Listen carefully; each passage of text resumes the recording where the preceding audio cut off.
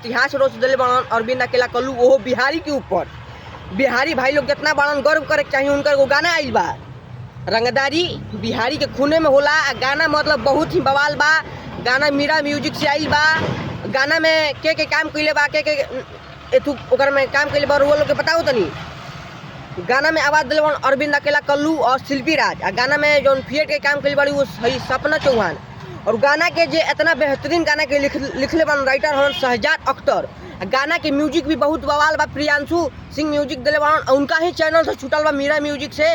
लेकिन गाना बवाल बा, लेकिन गाना के प्यार दुलार नहीं मिल पाई भाई लोग, काहे कि गाना एक दिन में मात्र 1,60,000 व्यूज पार कइले बा। सोची कि बिहारी लोग के मतलब बिहारी पर गाना आइल बा, बिहारी लोग नहीं सुनत, सोचे वाली बात बिहार।